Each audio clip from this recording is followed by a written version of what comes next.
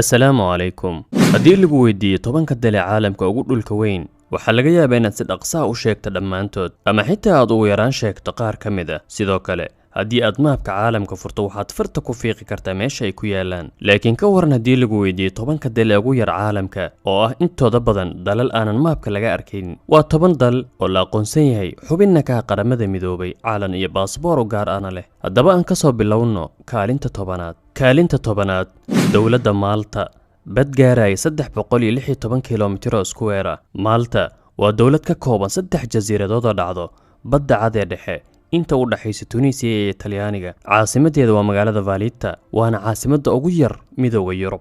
bad gaaraya 8 kilomitir square, waxaana ku nool Malta dad lagu qiyaasay 420,000 oo qof. Kaalinta 9aad, jasiiradaha Maldives. bad gaaraya 300 kilomitir oo square ah. Maldives waa dal ka kooban jasiirado yaryar oo aad u badan, waxayna dhacdaa badweynta Hindiya sida maapka ka muuqato. Waa meel dalxiiska loo tago xiliyadan dambe.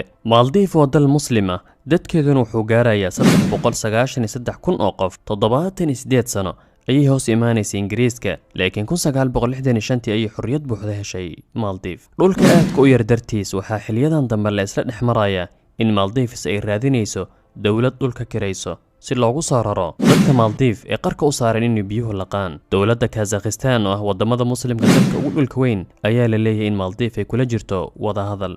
Kaalinta 8aad, Saint Kitts and Nevis. Saint Kitts iyo Nevis, bad gaarayo 261 kilomitir oo square ah. Waa dowladda madaxa bannaan ee ugu yar labada Ameerika, gaar ahaan mantiqada Caribbean-ka. Dhanka dadka iyo bedkaba waxay ka koobantahay 2 jasiiradood oo kala ah, Kitts iyo Nevis. Dadka ku nool waxaa lagu qiyaasaa 57,000 oo qof. Waxaa la sheegay in ay tahay dowladdan yar meeshii ugu horreysay ee la gumaysto labada Ameerika iyo Caribbean-ka. Kaalinta 7aad, jasiiradaha Marshall. Waa dowlad ka kooban 100 jasiiradood oo yaryar, waxayna dhacdaa badweynta Pacific Ocean.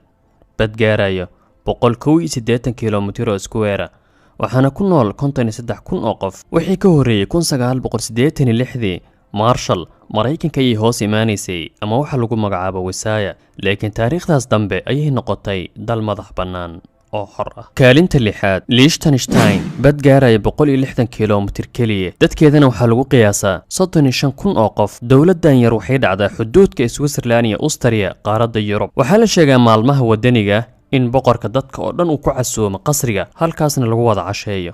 Kaalinta 5aad, San Marino. San Marino waa jamhuuriyad yar oo dhammaanteed dhacdo gudaha Talyaaniga, taasoo ka dhigan in Talyaanigu dhinacyada oo dhan ka jiro. bad gaarayo 61 kilomitir oo square ah, dadkeedana waxaa lagu qiyaasaa 30,000 oo qof. San Marino waxaa lagu tiriyaa dowladaha ugu qanisan caalamka, wax daynana laguma lahan dowladdan. Kaalinta 4aad, Tuvalu. dowlad jasiirado ka samaysan oo dhacdo bartamaha badweynta Pacific Ocean, wadada Hawaii iyo Australia. bad gaarayo 26 kilomitir oo square ah, waxaana ku nool 10,000 oo qof. daawadayaasha ogaansha ayaa 2 jeer ku dhowaad ka badan dadka dowladda Tuvalu. Kaalinta 3aad, Jamhuuriyadda Nauru. Jamhuuriyadda Nauru waxay dhacdaa agagaarka Tuvalu iyo jasiiradaha Solomon Island, waxayna ka kooban tahay hal jasiirad. bad gaarayo 21 kilomitir keliya, waxaa ku nool dad lagu qiyaasay 10,000 oo qof. Kaalinta 2aad, Imaaradda Monaco. bad gaaraya 2 kilomitir oo square ah, waxay dhacdaa xeebaha Faransiiska. waxay caan ku tahay tartanka Formula 1. waa meel hoy ah dad aad qani u ah, waxaana ku yaala hoteelo iyo xeebo lagu raaxaysto. dadkeedu wuxuu gaarayaa 38,000 oo qof. calankeeda waa kan Indonesia oo kale, ama kan Poland oo la gediyey.